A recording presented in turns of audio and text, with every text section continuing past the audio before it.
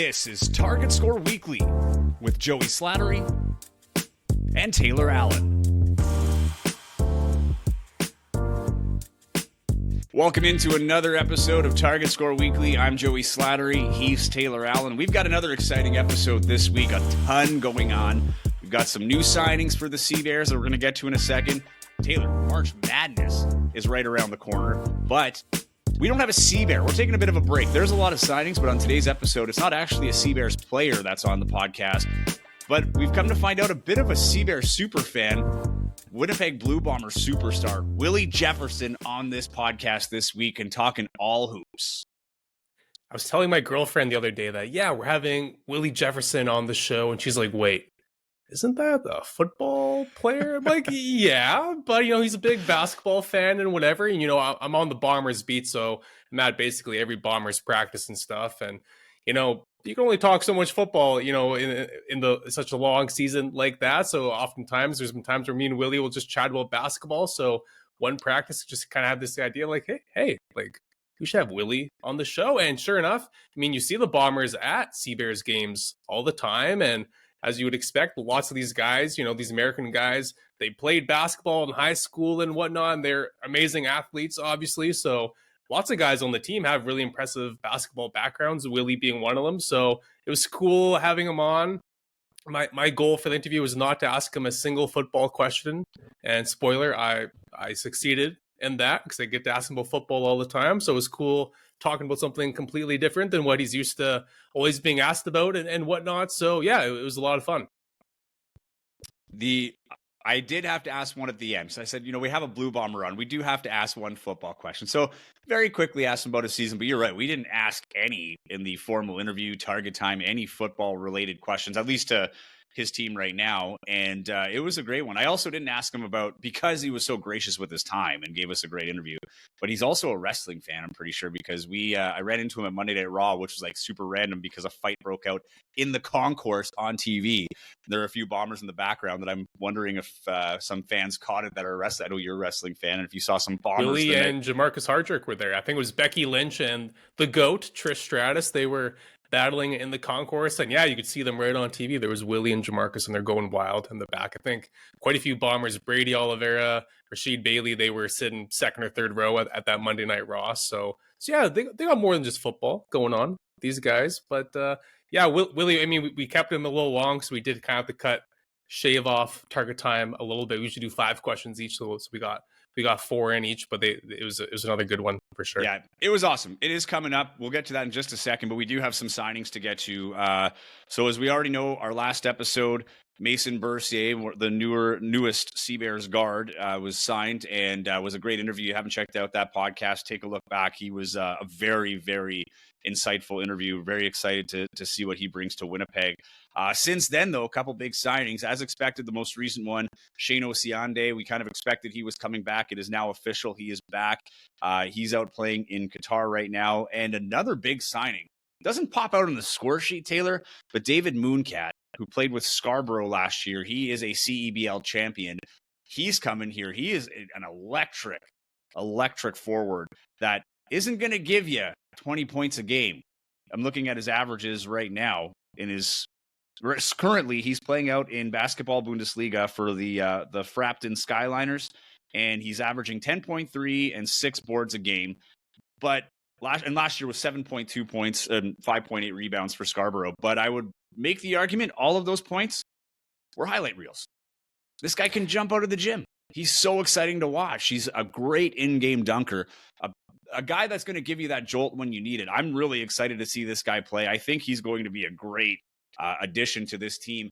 And it's another Canadian. That's another thing, Taylor. All the 5 guys I just named, the 5 guys that have been signed, Chad Posthumous, Alex Campbell, Mason Bercier, David Mooncat, Shane Osiande, all Canadians. The roster needs to be made up of 6 to 8 Canadians, depending on the active roster size. 2 Canadians have to be on the court at all times. And when you look at Alex Campbell, 2-time Bandit MVP, he's a champion in 2019 with the Rattlers. Osiande's a champion in 2019 with the Rattlers. Chad Posthumous, 2019 champion with the Rattlers. We're starting to see a little bit come together here with some that championship pedigree Mike Taylor's looking to add, and all Canadian, which is a huge boost. The Sea Bears were a really good team last year, but they weren't a great team because to me, it was the Canadian talent just wasn't quite on par with some of the best teams in the league. So going into this offseason for me, my big thing was if this team is going to be a championship caliber team, they really need to improve their Canadian talent. I mean, Simon Hildebrand was awesome for them last year. Chad Postmus, did his role very well. But, outside of Shane Osiande off the bench, love the energy that he would bring and whatnot. But I mean, outside of those three, it was a little inconsistent from their Canadians quite often. I mean, Glenn Yang at the point guard position, he had his spurts, but overall, that was a spot they really needed to improve at. But right now, I think they have knocked it out of the park. Like, we don't know all the American talent yet. So far, Teddy Allen is the only American that's been signed. But if they can bring in two really strong American players to join this core of Canadians that they have right now, this team is going to be much better than they were last year. And they were already a good team last year. They were a playoff team last year. So if you're a Sea Bears fan, I know we just got this league. We just got this team here in Winnipeg and whatnot. So you hear some of these names and, they're not, not everyone here knows who these guys are right away. But when you see this summer, you'll see these guys, how much more experienced they are, what they bring to the table. And I think it's going to make a big difference right away for this team. Well, you look at it, I mean, they already have a stellar backcourt. I mean, you got Teddy, Alex Campbell, Mason Bercier, and a pretty strong front court too. I mean, you look at, Chad Posthumus, with Osiande and Posthumus are a good tandem when it comes to playing time, right? I don't think you're going to see Chad putting, 20, 25 minutes a game. And Shane Osiande came mid-season last year, right? So now he's going to get a fresh start depending on the ending of his season out in Qatar. But even you look at his numbers from last year. So, in 144 pro games, interesting stat that was on the Sea Bears website. In 144 pro games, he's averaging 9.6 points, 7.2 rebounds a game, and 1.1 assists. Right now, he's playing for Al Shamal in the QBL out in Qatar. He's averaging 12.2 points, 8.4 rebounds, and 1.6 assists. He's getting better. You know what I'm saying? Like, his stat line out in Qatar is actually better than his career averages. Well, let's pump the brakes a smidge. What do we know about the Qatari basketball league? I'm sure it's a great league, but I mean the CBL. I don't know. I'd imagine the CBL would have more. Yes, but he's also averaging more minutes. So what he's getting out there is, regardless of where the skill level is, it's still professional basketball. For sure. At the end of the day, he's taking on a bigger role there, playing more than 20 minutes, and he's putting up better numbers. So I think that's leaning in the right direction. If he comes here, his minutes might go back, but he's capable in a shorter season to play a few more minutes if need be, and he can be effective. So if he's playing out there and he's getting those numbers and it's above his career average, now I'd be more concerned if they were below his career average playing out there for sure. I think I'd have more question marks there, but I like the fact that is a significant bump considering he's playing more minutes. He's played all over the world. That's the other thing too. So whether you say, Qatar, you can make the argument, but he's played in Spain, he's played in Canada, he's played all over the world. I can't remember how many countries total he's played in his career. So I'm going to go ahead and say that he's answering the bell there, and I think he's going to better prep him here. So I like what I'm seeing with Osiande. I think he's going to have a bigger role this year. I can see his role expanding from last year simply because he's had some time with the team last year. He should have a full season. And he was big on the boards, right? I mean, especially on the offensive boards. Here's a guy that they're going to depend on to pull those down and, try to get those, when Teddy's not on, the shot's going up. You need guys ready to rebound, and defensively, that could be key to getting out to the fast break and getting some open looks for Teddy. So really interested to see Osiande come back and see what his role and how that evolves from last year. But I'm really excited for Dave Mooncat. Like, just watching his highlight reels. If you get a chance, just go on YouTube or Google his name and just go to the videos and see some of the highlight reels. He is a lot of fun to watch. And coming from Scarborough, a team that, back-to-back finalists or back-to-back finals appearances rather, and then last year winning the title and getting their redemption. Here's a guy that knows how to go, the full length of the way and what it's going to take for the Sea Bears to get over that hump after. Not going to call it disappointing. I think, we didn't know what to expect, and the fact that they had such a great regular season, but the playoffs were obviously cut short with the open round exit. So the expectation is higher this year. That's not a successful season for the Sea Bears. They need to win in the playoffs and give themselves a chance to go to the finals. I'm not going to say at this point that the expectation is finals. I want to see what the roster is going to look like when it's all said and done and what other teams' rosters are going to be. But I know the expectation in planning is they're trying to build a championship team. So I think that's a big addition to getting you over to at least the next level, a guy that's gone the whole distance, along with guys that have done it in the past as well. He's just your most recent guy, if that makes sense. So and with a new team, right? Scarborough won in their second season. Well, Winnipeg's going in their second season. Can they do the same, right? They weren't able to get to the finals, unlike Scarborough in the first year. But this is the second year. Can you make the run? Adding a guy like that's huge. And it's nice when you get your price of admission, when a guy's going to throw down a few nice dunks on top of the stars you already have. I think Alex Campbell, though, is the name that kind of intrigues me the most. I mean, this is a guy who was a finals MVP a couple years ago when the Rattlers won in year one. A finals MVP, a Canadian guy. Was it finals or Canadian MVP? I can't remember now. I think it was finals MVP, but either way, if it was Canadian MVP, finals MVP, whatever, he played a big role in the Rattlers winning that. Yeah. Now you get that guy's experience and his talent. I mean, that's a huge pickup right there. So yeah, again, you look at last year's team. I think Shane, you could argue Shane might have been their best, most consistent Canadian.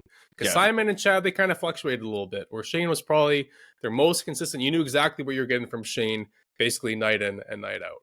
And now with all these other guys that they brought in, I mean, there's 4 or 5 guys on a different night who are capable of being your best Canadian. So I would say, if I'm looking at the signings right now and I have the list in front of me, I would say Alex Campbell, I think, has the biggest potential to be the most effective in terms of, elevating the team, elevating other players. The one I'm most excited to see, I think, in terms of the potential, what's untapped because he's so young, is Mason Bercier. I think there's a guy that plays with a chip on his shoulder. As he mentioned in his interview, this is the first time he's coming to a team with established ownership and been established at least for a year in a city. Like combined, he's got both. So there's a guy that I think could have the biggest impact. I think your staple is Alex Campbell. He's done it before. You kind of know what you get. Mason Bercier, I feel like, is on the rise, and I feel like he's getting a little bit more notoriety with every year. And then just from an entertainment standpoint, David Mooncat. I like watching his highlight reels. You're not going to get, as I said, it's not going to be a bunch a game, but you're probably guaranteed to get 1 or 2 pretty big, wow dunks where, everybody's going to kind of have that whoa reaction to it. He's a lot of fun to watch. They didn't really have that last year. Like they had some guys who could throw it down, obviously, but they didn't really have this guy could really take off. And yeah, like I remember like a Nick Ward, for instance, for Vancouver, like just a big dude who can like power down. Like we didn't really have those power down, dunkers. Like not to say that, you don't need the dunks to win, but it's nice to have when you're watching, you want to be entertained. So I feel like that does answer that. And when you talk about a spark, there's nothing quite like a big block or a big power dunk, right? To get the bench fired up when you need it or to put a game away, right? The exclamation point. So I think that's where you see him come into play. But either way, it's shaping up to be really good. You've got 5 Canadians, so you're 1 away from meeting the minimum 6 that you need. You've got, just with the Canadians alone, I think you've got a good starting lineup, and you only need to play 2 of them. So as you said, let's see. I'm interested to see what Mike Taylor has up his sleeves with the American players and what international player he's going to bring over. He's got some influence now with players that have played for him that are playing overseas. So I think we're in for an interesting few weeks here before we get into, because we're about 6 to 8 weeks away from training camp. I'm not too sure, but 2 months, let's say. We're mid-March, a little less than 2 months away from training camp. So I can see some bigger signings coming in down the pipe. But we talked a lot of Sea-Bear so far. We've got the big interview with Willie Jefferson. I think we should get to it right now. As you're going to find out, big basketball fan, bigger Sea-Bears fan than I would have imagined, and he's got a great jersey collection. He's not a Sea-Bear, but he is a 3-time Grey Cup champion, twice with the Bombers, and he's a huge basketball fan. Willie Jefferson, thanks for joining Target Score Weekly. Thank you guys for having me. How's the offseason going so far? This is your, second offseason in Winnipeg? Yes, this is my second off season in Winnipeg, and it is going smoothly in the gym, lifting weights, in the indoor, the Subway Center, running every Monday, Wednesday, getting the cardio, getting the plyos, change the direction, sprints and all that stuff in with the guys. And, just enjoying the weather. When it was snowing, now that it's warming up and the snow is melting and stuff like that, just having the opportunity to still get out in the community and see new things, do new things, experience everything that Winnipeg has to offer for the off season. So there was a moment this past Bomber season where I was like, oh man, we got to have Willie Jefferson on Target Score Weekly. So we were in the locker room one day. You and Jackson were sitting beside each other, as you guys always do. And me and Derek Taylor and you two, we were just talking basketball. I don't even know how this came up. And you and Jackson were rattling off a bunch of like really impressive NBA guys that you guys used to play against in your high school days and whatnot, and talking a bit about your days playing basketball growing up in Texas and whatnot. So Willie, maybe kind of take us through, we know your football career, what you can do on the gridiron, but what could Willie Jefferson do on the hardwood back in the day? Back in the day, I played power forward center in Beaumont, Texas. I played for Beaumont Ozan all 4 years of my high school career, and I want to say ever since I was like 8 to 10, like doing like the AAU basketball circuit and stuff like that, traveling around with my city.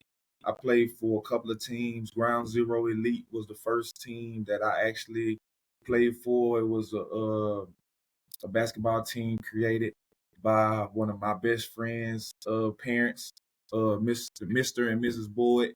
They were our coaches, like growing up and things like that. So they basically took some kids from the city of Beaumont, put them together on the team, made a great organization, and we got the chance to travel around the state of Texas, travel to like Louisiana, Las Vegas, and do things like that to play in like high-end tournaments. And then like moving on into like my high school career, I went from Ground Zero Elite that to Rashard Lewis, to like the Rashard Lewis All-Stars. And then that was still just like kids from not just Beaumont, but like the Golden Triangle and surrounding areas, like an all-star team, getting those guys together, and then basically doing the same thing, traveling, playing basketball, and just trying to get some notoriety in the state of Texas, in Southeast Texas. And yeah, man, just like having the opportunity, like just to have fun during the summertime, play basketball, step away from football, and just better myself as a basketball player at that time. Like I didn't know what I wanted to do, if I wanted to play basketball, if I wanted to play football. I just know I was good at both, so I just did both during the year. So was there a point where you had to decide? Like, was there a point where there was a chance you might be going to play, college basketball as opposed to college football? And how do you make that decision if that's the case? Yeah, so it came down to my senior year. Like, so my junior year, I was getting recruited for football and basketball, going to camps to do football camps, going to camps to do basketball camps and things like that. Like I said, AAU, playing against top tier guys, having scouts in the stands and things like that, getting to have conversations with some of those scouts and stuff like that to see what the basketball future will hold. And then after that, going to like 7-on-7 tournaments and college camps, skill camps and stuff to see how I could further my career in football and things like that as well. But then when it came down to my senior year in high school, just having to like make that decision. Like it was a decision like not too many players have to make, but it's a tough decision because for one, like you can get recruited from one school to play football, but not have the opportunity to play basketball. But then you can get the opportunity to play basketball at another school and not be able to play football. But I had the opportunity to go to Baylor. That's why I decided to go out of high school. And at that time, Baylor had a really good basketball team, and like it was absolutely no reason for me to like join the basketball team.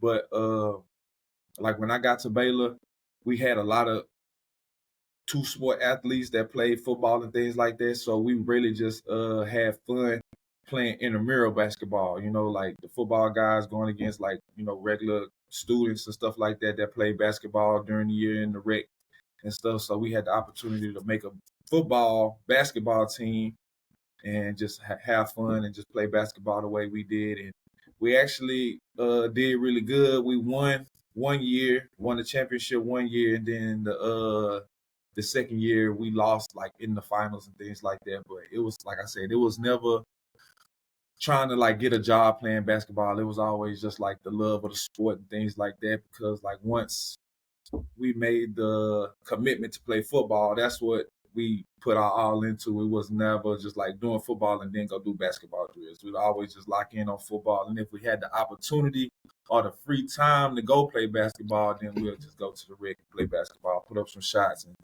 have fun.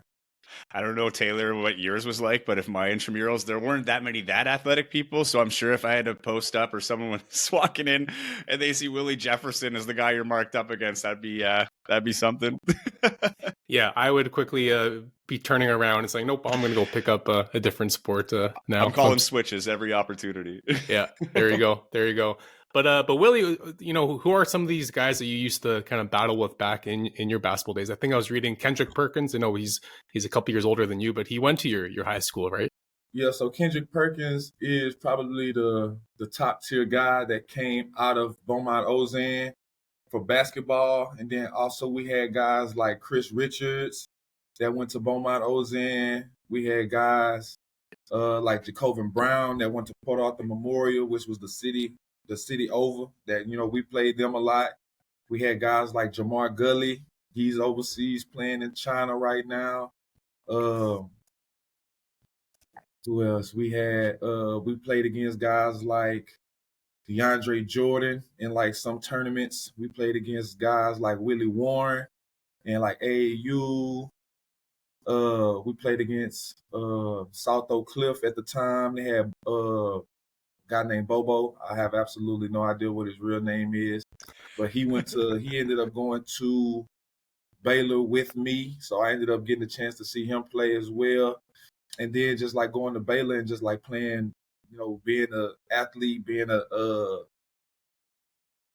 guess like a top tier athlete, going to like basketball games and then going to like intramural, going to the rec and stuff like that. You get to see the other guys like on the basketball team. Like I played with guys like Quentin Acey. Like he's a really good friend of mine. Corey Jefferson. Quincy Acey, that guy could rip the rim off. Like he could throw down some nasty dunks. Like something ferocious when it comes to like post play and dunking and like agilities and like all that type of stuff. Like it was really fun to watch him play at Baylor, and guys like Pierre Jackson, AJ Walton. It was amazing. Like, just to see the skill, like the skill set of Tweety Carter. He was a guy that I got a chance to see play with, play around with in the rec and stuff like that as well. So what was the biggest game of your basketball career or your biggest basketball accomplishment when you look back on it? My biggest basketball accomplishment was probably helping my high school team make it to the state championship in Texas. Nice. That was 2014. No, that was 2008 or 2007. Like that was my sophomore year in high school. So that was 2007. That was like I said, Chris Richards' senior year at Beaumont Ozan, and then we had the opportunity to make it to the state championship game, and then ended up losing to South Oak Cliff in the state championship game. And I want to say that was probably my biggest basketball moment. But just like that year, I was like a nice piece to that team that helped make it that far. So nice. Of the guys you named, was there anybody that you played at the time where you kind of knew at the time they were going to be an NBA player? Or was there someone you thought, man, that guy's going to be like a dude in the NBA and like maybe didn't pan out the way you thought? Oh, most definitely when we played DeAndre Jordan in a basketball tournament. I want to say that was probably my sophomore year, that year that we made it to state. We played him in like a tournament early in the season. had the opportunity to see him play against him and stuff like that, and just like the way he moved on the court and like handled scoring and playing defense and stuff like that, I kind of knew he was gonna make it to the NBA. And playing with my guy Chris Richards, knew he was gonna be a big talent. Jacobin Brown and my other guy Jamar Gully. Like I knew, like if they had the opportunity to just do what they needed to do and go somewhere where they can get the opportunity to better their skills and know the craft and stuff like that, that was going to make it far. And still to this day, all of those guys are playing professionally. So, Willie, you have to make, if you had to make a starting five of a basketball team and you have to use only your Bombers teammates, past Bombers teammates or current Bombers teammates, who would crack Willie Jefferson's starting five basketball unit? Okay, my starting five, I'll put me at the 5. I'll have Jackson at the 4. I'll have Dembski at the 2 because he's a shooter and he can pass. Dembski at the 2. I'll put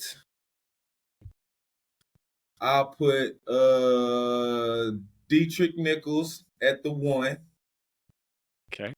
Because he can dribble and pass. He's not really a big shooter, but he can score when he needs to. So I got Dietrich at the 1, Dembski at the 2. Yeah. So you need a 3. You need a small forward here. Who would I put at the 3? A nice 3-and-D kind of guy. I'm trying to see somebody with some size, but that can move.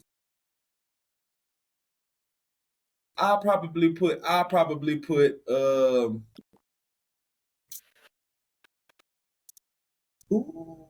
a hard one. Because like that 3 position is a hard position to play because you gotta be like down low and you gotta be able to defend the perimeter. I know Dalton Schoen, he played high school hoops in Kansas. I can see Dalton. I can see Dalton playing the 3. I'll probably have BA because BA like to play defense, but he's not really necessarily a scorer, so he can just play defense and get the ball and facilitate and things like that. So it'll probably be Dietrich, Dembski, BA, Jackson, and then me. And if not BA playing the 3, I'll probably put Dembski at the 3 and put Biggie at the 2, just so we can have some movement on the court. Because Biggs can be a big body. He's just a little on the shorter side, but he can also play defense and pass the ball good too. I feel like Biggie in the post too, though, will be a monster down there. Might not be the tallest, but man, that guy can move people. Most definitely. I thought you'd have Kenny Lawler on the list for some reason. I thought he'd be. I was thinking Kenny, but I don't think Kenny's a big basketball guy.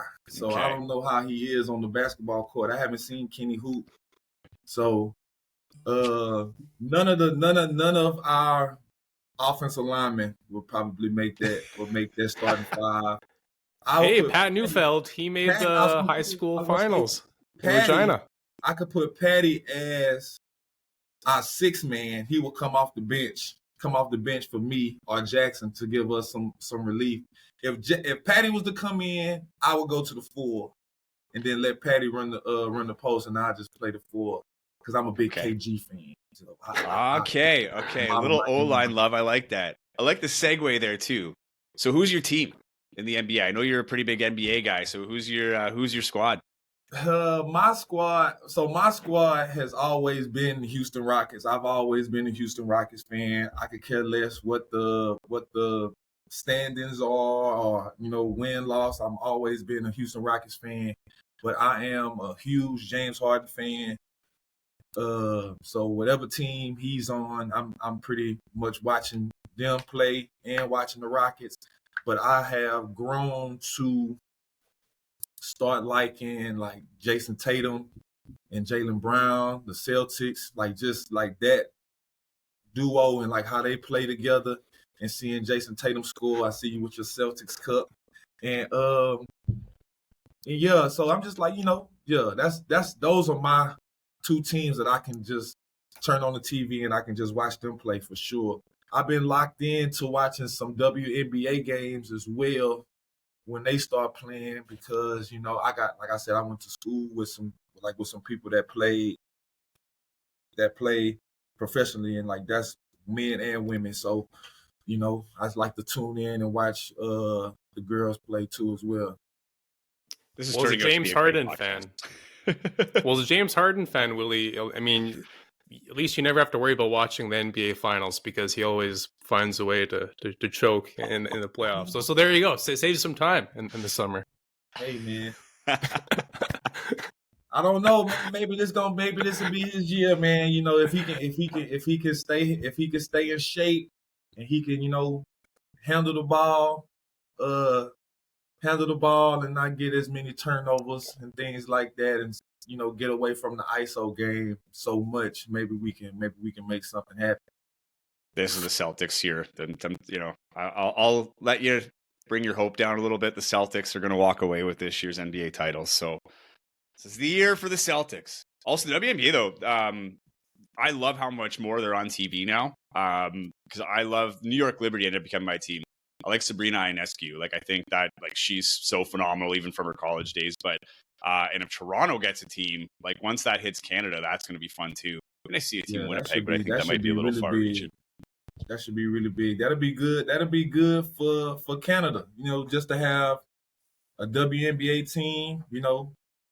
Not this. Well, I'm saying Toronto is the hub for that for would basketball, be the one, yeah. For basketball, so bringing the WNBA team to Toronto would be huge, especially for diversity and equality and stuff like that when it comes to women in basketball. Because I know Toronto has a lot of basketball upside when it comes to like women. So you mentioned your teammates and what guys could dribble, what guys could shoot, and whatnot. But now, like, do you guys ever get to play basketball together really during the season or off season at all? I mean, I remember growing up, like I grew up in Winnipeg, obviously. And I remember at school sometimes, once or twice, we had the Bombers come in and they would play the Winnipeg Police Service in a friendly kind of charity game. I don't know if you guys do that still or not, but we still do that. So that's something that Nick Dembski, he organizes that, like the Bombers versus the Police. Like I know we still do that, and that's something that Nick organizes. We do Pros versus Joes at Sturgeon Heights. I've been doing that for like the last 2 or 3 years. Been doing that. And then like sometimes like toward the end of the season, like when we get like bye weeks and stuff like that, and a lot of guys that don't leave, just like want to stay around and stay active and stuff like that, we'll find a gym and organize like some time for us to go in and play some games, shoot around, and do some stuff like that. But yeah, I'm here in the city. Like I'm here in the city now, and like I know it's a couple of leagues in the city, like stuff like that. So like I've played a couple of pickup games and stuff like that from now and then, just to get on the court and run around. And it's nothing crazy. Like I'm not trying to be the only guy like with the ball and stuff like that. Like I know when people see, like you say, when people see people like me walk in the gym, like, oh, that's Willie Jefferson, like, and I'm actually on the court playing with these people and stuff like that. They just try to give me the ball and see what I can do and stuff like that. So I'm just there to just have a good time and play. And if I can put some buckets up, I'll do that as well, most definitely. But if it's to the point where I'm doing it all and they just keep, I'm always passing the ball, trying to get somebody else to score, shoot the ball. Like I can rebound. Like I'm a rebound for sure, but I'm not gonna always just try to like put it all on me. You know what I'm saying? That's not who I am. I've never been like that when it comes to like pickup games or just any game. Like if we need to win, like I'm trying to win for sure, but like I'm just not trying to be the guy. Could you imagine just having the worst day at work, right? And you're looking forward to the end of the day to get to that basketball game, let off some steam.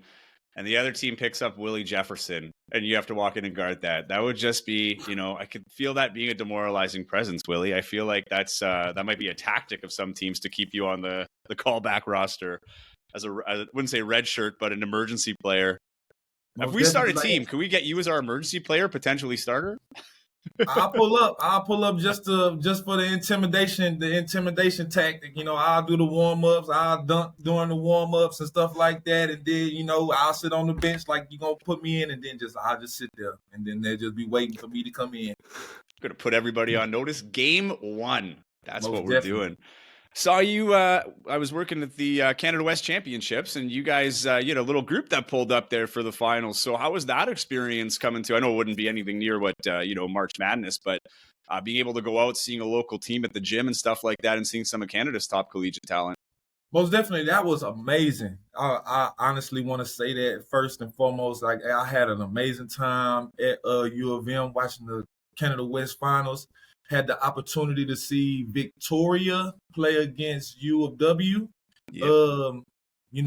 I understand it was some kids from Victoria that were high scorers and, elite guys and stuff like that. Got a chance to see them play, and then see the young guy for the Sea Bears play, number 5, the point guard for U of W. Yeah. You know what I'm saying? Got to see him play, got to see what he can do, because he's like I said, he's the man for U of W. So he was out there putting up shots at a high clip, scoring, keeping his team, in the run. It's just, second half, Victoria came out and was making plays and had the opportunity to go up and win the game, I guess, and win the finals. So, but it was a great time. It was a great atmosphere. I had Dembski, I had Dalton with me, and just so happened Chad Posthumous was in the stands as well with us, and chopping it up with him, just talking basketball, talking CBL basketball, the upcoming season, hearing some of the new guys that they have coming in, along with Teddy, to give him some help and things like that. I can just see it being a really good year for Winnipeg in basketball. Because if I'm not mistaken, I just seen the young guy from U of W just got player of the game a couple of times and things like that. So nationals, yeah. For what I understand, he was just like a role player for the Sea Bears and things like that. Hopefully this year he can get on the court a little bit more and show his skill and things like that. It'll be good for the city. It'll be good for for him, for sure. It felt like it was his coming out party this year for sure. Like, he's always been good, but I think the Sea Bears kind of elevates the spotlight a little bit because he's a national tournament all-star. I know it was a little disappointing for them in terms of they didn't get as far as they'd like to, the Westman, but yeah, he's an exciting guy to watch. I got to work most of their games this season and doing some color commentary, and it was he's phenomenal what he could do with the ball, leading the nation in assists. So I hope he gets a shot. I think this year will be his year where he gets a little more CBL love for sure. Most definitely. Willie, what are your thoughts on the Sea Bears? We would often see, bombers like yourself at the games last summer. Just what were your thoughts on Sea Bears game days and Winnipeg now having pro basketball here? So the Sea Bears atmosphere was really good. I love the fact that they made Canada Life into a basketball arena. That was cool. Having the opportunity to sit courtside and watch a professional basketball game in the city of Winnipeg was fun. To step out with the guys in the community, let the basketball community see that the football players enjoy supporting the basketball team. The colors for the basketball team are bright and lively. I think that's helping out a lot with the team and things like that. The Sea Bear, that being, something close to home for Winnipeg in the province of Manitoba.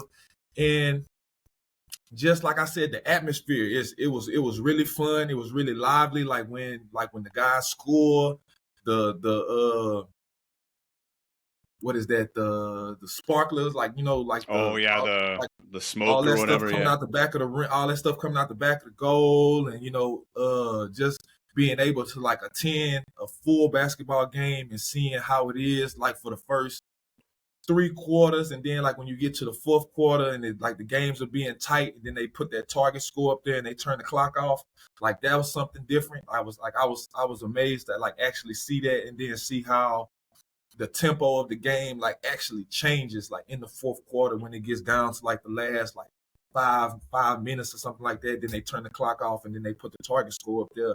Like you can see guys like really starting to like lock in and really start to like get deep in their bag when it comes to like skills and technique and trying to score, trying to get, you know, the guys who can score the ball, try to play defense a little bit harder. So that was fun. And then like me being like the basketball fan that I am, like going to these games and sitting courtside and then having the opportunity to like literally be a fan and like trash talk the other team, like when they, you know, in transition and stuff like that, like when they at the free throw line, having the opportunity to make noise to get them to potentially miss, and then talk more trash to like boost the, like help boost, you know, the morale of our team, the Sea Bears and stuff like that, to see Chad out there dunking, getting rebounds, making block shots, to see Teddy out there shooting the ball from everywhere on the court. You know, see all those guys. Hillebrand, you know what I'm saying? See him out there, you know, dribbling the ball, crossing people over, you know, doing his moves, shooting the ball, making buckets. Like it was all fun to me to just sit there and just be a fan and watch. Like, cause like I said, like I had the opportunity to play with Chad, had the opportunity to play with Hillebrand at some of these little pickup games, or like go see them train and like see how they train and stuff like that for like basketball. Seeing Chad play with the FIBA 3-3 and stuff like that, and like see him out there just like working his craft, and having the opportunity to see Hillebrand play for U of M, but then see them lose in like the semifinals and things like that to like not make it to the finals for the Canada West stuff. Like it's good, man. It's been fun and exciting to see like the growth of basketball in the city, because I know like it's a lot of people who love basketball in the city of Winnipeg, and to like I say, finally have a professional team here alongside the basketball teams, like collegiate wise, is something that's helping the city grow and like helping motivate the city to do stuff more positively when it comes to sports outside of football, outside of soccer, outside of hockey, you know. So yeah. I'm glad you touched on that. I've always been interested to see, like, you know, what that experience would be like for a pro athlete to kind of have that break in season to go watch and be a fan. So it's cool to hear that, you know, you're enjoying that as well. What do you think, Taylor? Time for target time? It's time. All right, Willie, are you ready for target time? Let's do it. The way it works, Willie, kind of like it's supposed to be rapid fire. It's not going to be rapid, I promise you that. We have 5 questions each, just some fun questions, whatever comes to mind. I will start. So I'll say, what's one word that describes Willie Jefferson best as a basketball player? Explosive. Explosive. Is that like because you're just going to throw down dunks left, right, and center over people? Or that's because I'm out there running the floor. I'm out there giving, like, you know what I'm saying, the give and go, the pick and rolls. I'm out there blocking. I'm out there rebounding. If I get the opportunity to get a fast break, I'm punching it for sure. If I have the opportunity to catch like a rebound off the rim, I'm putting it back for sure. And if, you know, like I said, I got guys like Dembski, Big Hill, and Dietrich to pass me the ball when they doing their thing, it's an opportunity that I can do something explosive. I want to call you TNT. That's your basketball nickname. TNT. Hey. TNT Jefferson. There it is. Okay, so my first question, target time for you, Willie. What kind of basketball player would Mike O'Shea be? Ooh. I feel like Coach O'Shea would probably be a good 4. If I could put a basketball player to Coach O'Shea, I'll say Birdman. The Birdman, like Chris Anderson. Chris Anderson, okay. Because I can see him, like, because he's he's an emotional guy. Like when it comes to sports, and like, you know what I'm saying, being competitive and things like that, he's very high tempo, right? So like that's Chris Anderson. Like, you know what I'm saying, like he plays defense because Coach O'Shea is like a rough guy. Him being a linebacker, you know, special teams guy, he's already used to, you know, getting bumped around, you know what I'm saying, moving people around. So that was something that Chris Anderson was really good at and things like that. And like I say, like if he had the opportunity to, you know, get the ball in the post or, you know, fast break or, you know, slashing type thing, like I feel like he's not going to dunk the ball, but he's going to do like a good power layup or a good power move to put the ball in the basket. Just missing the mohawk and the 500 tattoos, and then he could be Chris Anderson. There you go. Hey, I'm saying, like, I've never seen Coach O'Shea rock a mohawk, but I think he might be able to pull it off. Maybe that's the extra added incentive for a Grey Cup. If you guys win, he's got to shave the mohawk just so we can get the Chris Anderson look. Totally. I think Mike O'Shea gets fouled out pretty early. I think he's averaging about a foul a minute.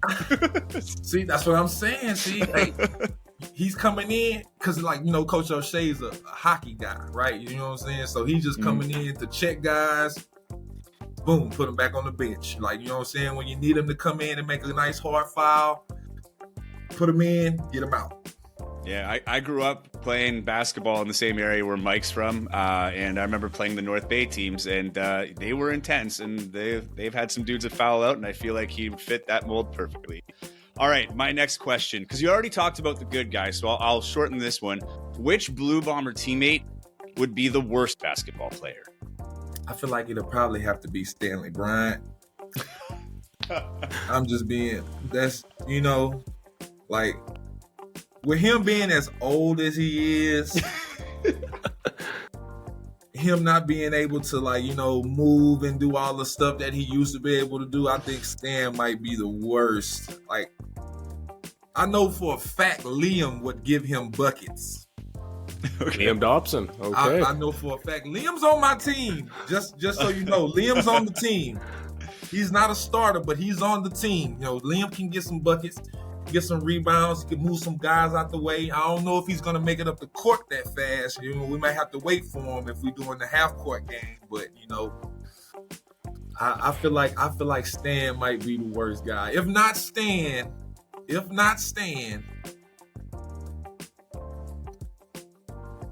I think it might have to be Shane Gauthier.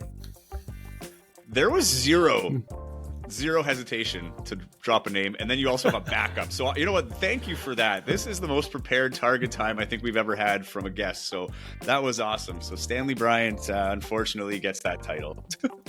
There's a media avail this week with Stanley Bryant, so that might have to be my opening question to him, Willie, to see if he can defend himself.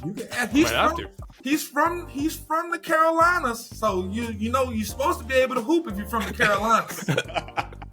That is true. I'm just saying, he might be able to hoop. He might tell you a story from back in the day, but right now, I don't know. He could be a really good coach on my team. He could coach my team. He wouldn't play on my team. He could coach my team though. Well, someone has to coach. So there you go. But yes, I will ask Stanley that this week, 100%. Well, nothing to do with my story or whatever, but I'm just going to ask him for curiosity reasons. But my next target time question, Willie, at the 22 Grey Cup, you wore a Kobe Bryant jersey in pregame warm-up. But if you can add any other basketball jersey to your collection, I have plenty. I have plenty basketball jerseys. I have plenty. So so I can run down a couple. What's your golden one? What's your golden one? Like the best one. My golden basketball jersey would probably have to be, I have the Kobe 8 jersey. I also have the Kobe 24 jersey. I have Michael Jordan's 23 jersey with the Red Bulls. Yeah, okay. I have Shaquille O'Neal's Orlando jersey. Oh, I absolutely love. That's my favorite. I love Shaq when he was with the Lakers, when he was winning with the Lakers. But when Shaq was with the Magic, him and Penny Hardaway. Yeah. Skinny Shaq. You know what I'm saying? Shaq with the fuzz on his head. Yeah. You know what I'm saying? Like, so I got a Shaquille O'Neal Orlando Magic's jersey. I got a Larry Bird green Celtics jersey. I have the Charles Barkley Suns jersey. These are stellar. The Kembe Mutombo Hawks jersey. Oh, that I don't think I've ever seen one of those in person. That's a nice deep find. Who else? Got a James Harden jersey. I got two of those. Akeem Olajuwon, throwback Rockets jersey. Is it the red one or is it like that navy blue one or the pinstripes? The blue one with the red lining with the throwback Rocket. That's that's my favorite Rockets jersey era. When they were doing that, like him, Steve Francis, you know, Yao Ming. Yeah. Mookie Blaylock. Yeah. Oh, that was a good team. Moochie Norris. I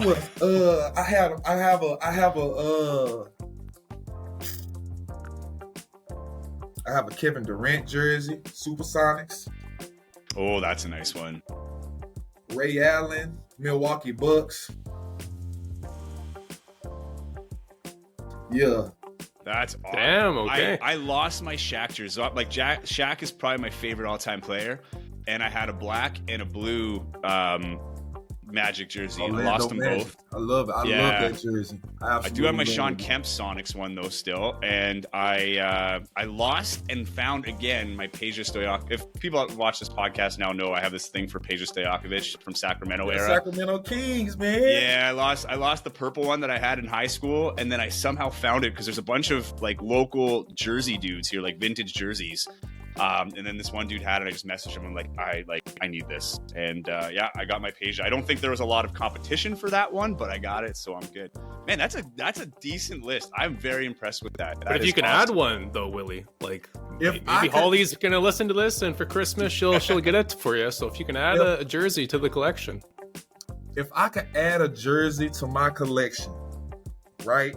I would want a George Gervin Iceman jersey, throwback San Antonio Spurs. Oh, I also have a Karl Malone jersey too. Oh, like, and you're talking like Mountain Jazz, right? Is it Mountain Jazz or is it like the early Malone? No, yeah, the I love that. Yeah, those are beauties. Most definitely. Okay. The purple one too. It's purple. That's an underrated jersey for sure. I would love for them to bring that back full time. All right, are you a sneaker guy? Most definitely, big sneaker head. Okay, what's the GOAT basketball shoe? My go-to basketball shoe will probably always be Jordans. I feel like the best basketball Jordan shoe that you could probably wear is the Jordan 10s. Okay. They're so comfortable, but I'm a big Jordan 5 guy, so I like wearing the 5s.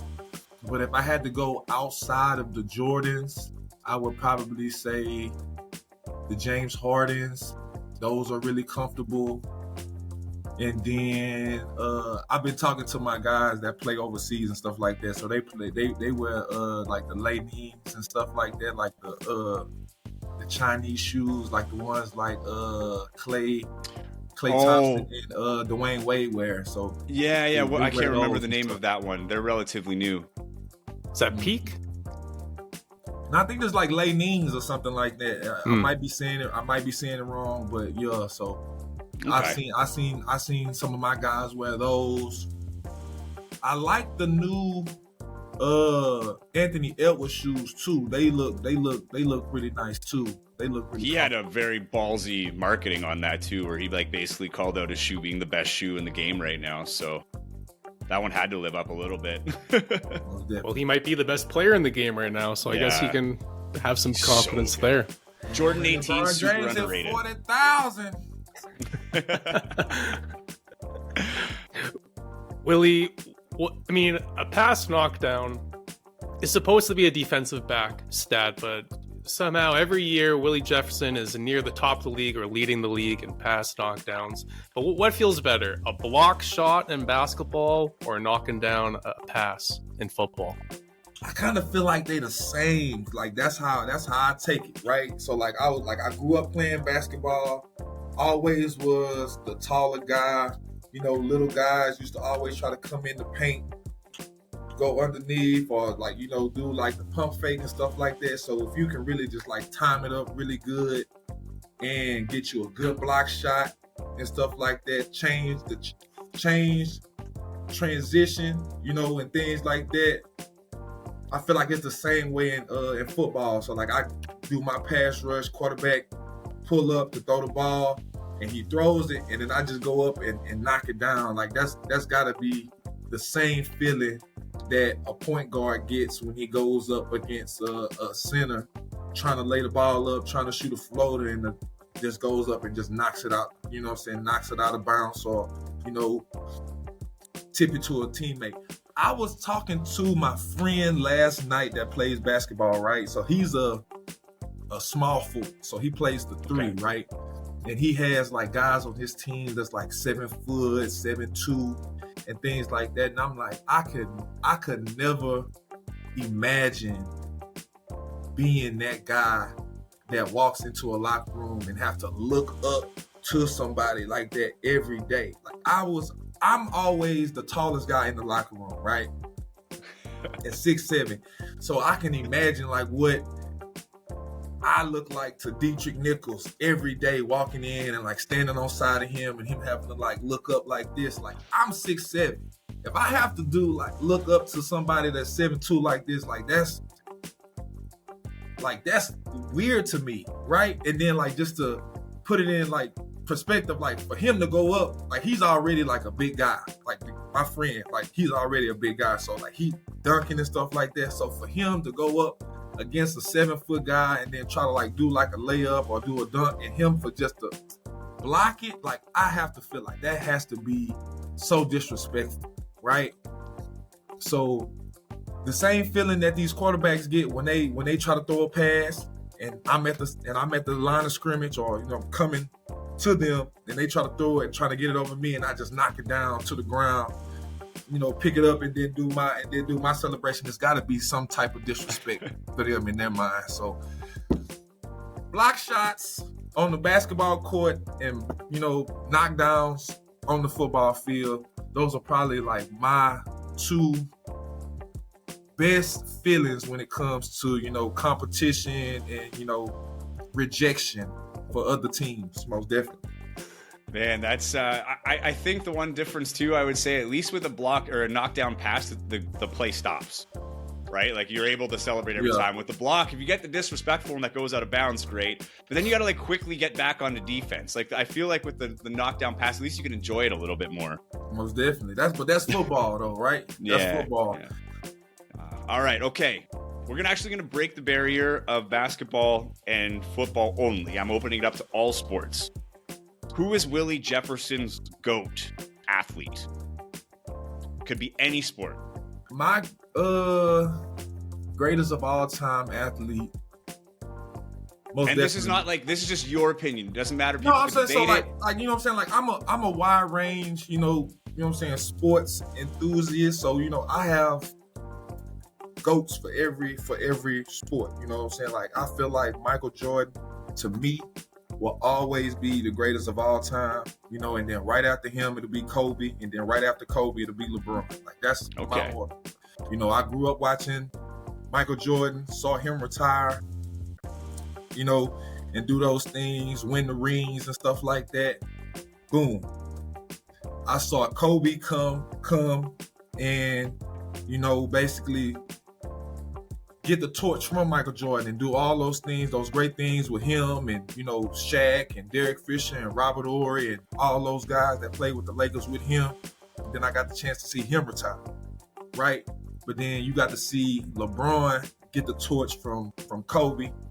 And then, he won his rings and he's still doing his thing. So when I get the chance to see LeBron retire, it's going to be, it's going to be great for me because I got to see all 3 of those guys, play at a high clip, you know what I'm saying, and actually pass the torch on to the next great player, right? So that's basketball. And when it comes to football, greatest of all time, like I don't know, like I'm a skills guy at heart. Okay. So like, you know, my absolute GOAT is Randy Moss. You know what I'm saying? I feel like Randy Moss is up there, Jerry Rice, Emmitt Smith, Barry Sanders, Junior Seau, DeMarcus Ware, quarterback, it'll probably have to be, you know, Tom Brady. You know, right now Patrick Mahomes is playing at a high clip.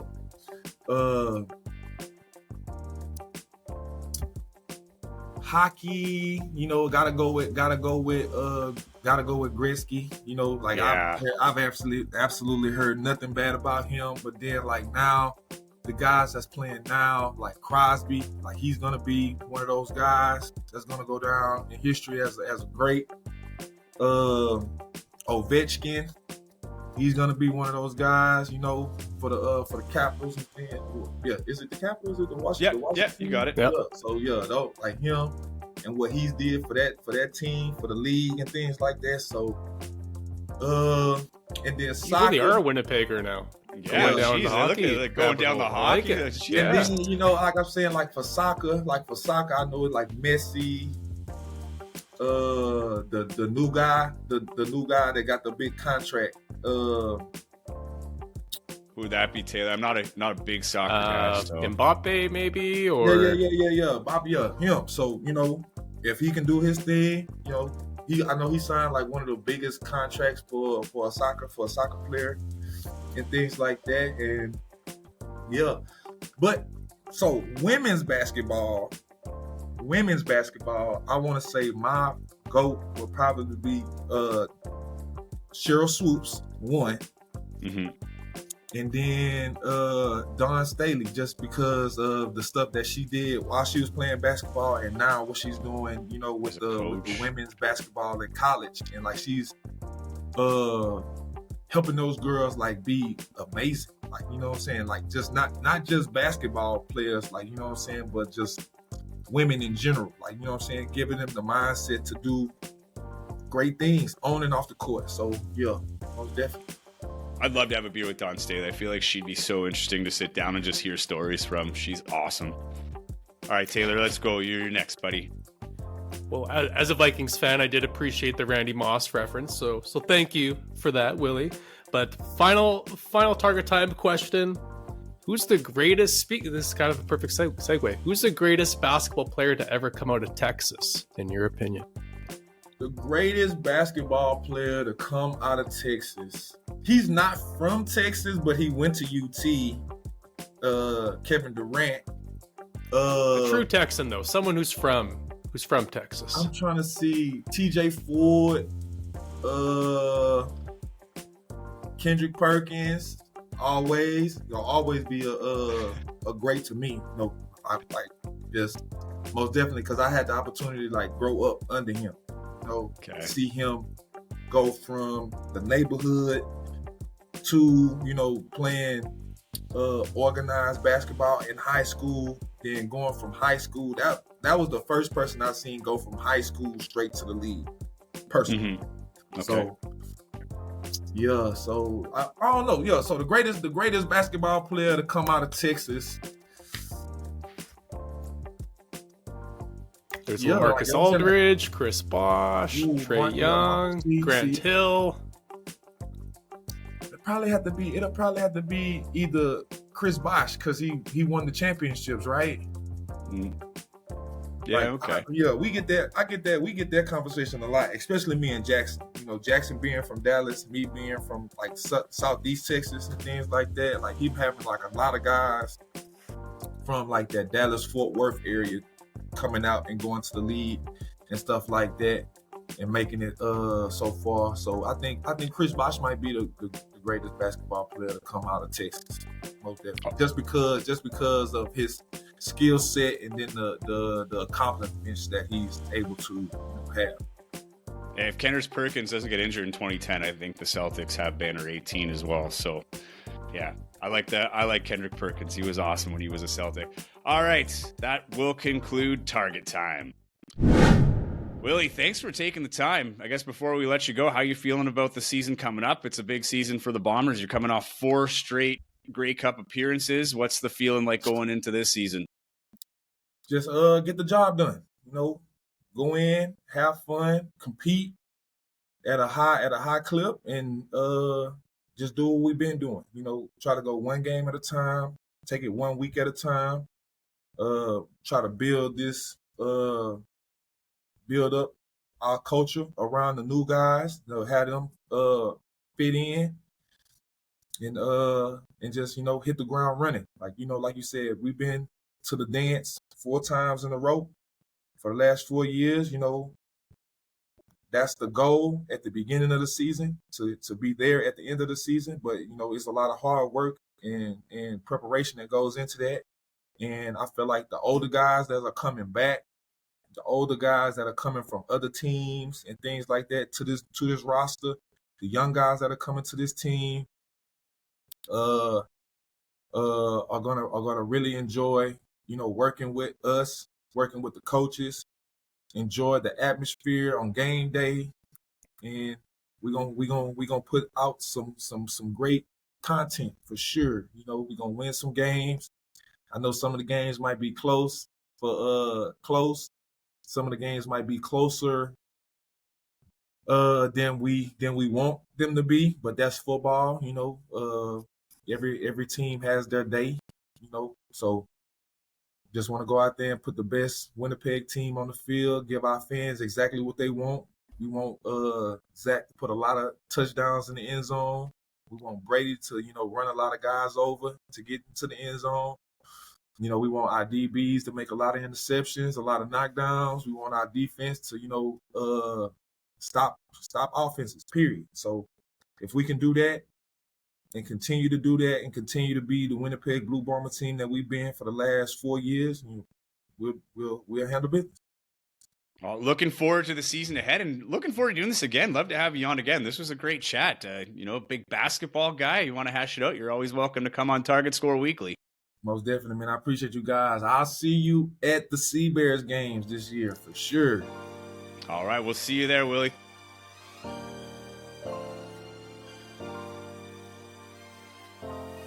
Thank you for listening to the Target Score Weekly podcast.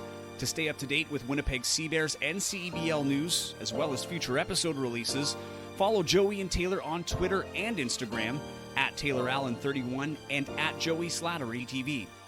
And wherever you're getting the podcast, be sure to subscribe to never miss an episode.